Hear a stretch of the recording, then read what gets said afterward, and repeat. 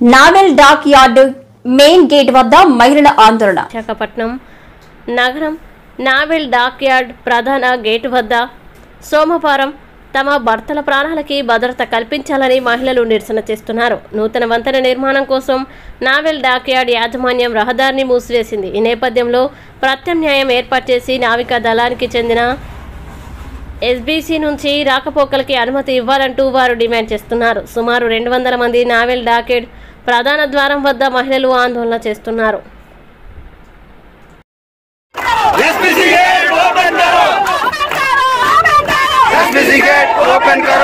మరి గత 3 నెలల నుంచి కూడా ఈరోజు ఈ ఎస్బీసీ బ్రిడ్జ్ రాకపోకల కోసం అని చెప్పి మొత్తం అన్ని యూనియన్లు ఈరోజు వ్యతిరేకిస్తూ నిలబడుతున్నాం. కాకపోతే మా తాలూకు రిక్వెస్ట్ని ఎవరు కూడా కన్సిడర్ చేసి పాజిటివ్ మేనర్లు ఎక్కడ కూడా తీసుకెళ్ళట్లేదు.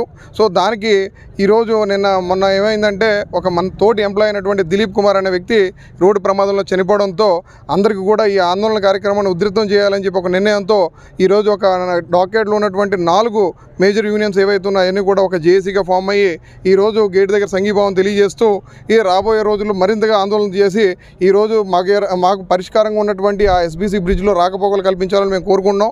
అయితే దీనికి సంఘీభావంగా ఈరోజు మేఘాద్రిపేట డిఫెన్స్ సివిలియన్ కాలనీలో ఉన్నటువంటి మహిళలందరూ కూడా ఈరోజు స్వచ్ఛందంగా వచ్చి గేట్ దగ్గర ధర్నా కార్యక్రమంలో పాల్గొని ఈరోజు మాకు ఈ సమస్య మీద ఏదో ఒక పరిష్కారం చూపిస్తేనే తప్ప మేము వెనక్కి వెళ్ళేది లేదని చెప్పి ఈరోజు ధీటుగా ఈరోజు కూర్చొని పోరాటం చేస్తున్నారు.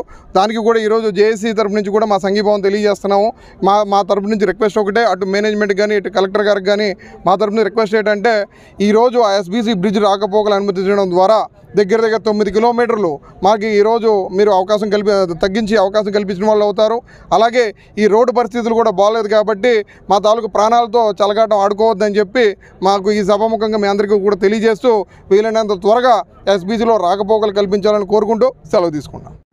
ఓకే, ఈరోజు ఈస్టర్న్ కమాండ్లో పనిచేస్తున్నటువంటి అన్ని యూనిట్స్లో నుంచి ఎంప్లాయీస్ అందరూ కూడా వచ్చి ఒకటే రిక్వెస్ట్ ఏంటంటే యాజమాన్యానికి ఎస్బీసీ ద్వారా బ్రిడ్జ్ ద్వారా మమ్మల్ని అలౌ చేయమని చెప్పని రిక్వెస్ట్ చేయడంతో పాటు ఎంప్లాయీస్ వాళ్ళ ఫ్యామిలీస్ కూడా వచ్చి మార్నింగ్ నుంచి ఇక్కడ ఈ యొక్క యాజిటేషన్ ప్రోగ్రాంలో పాల్గొన్నారు.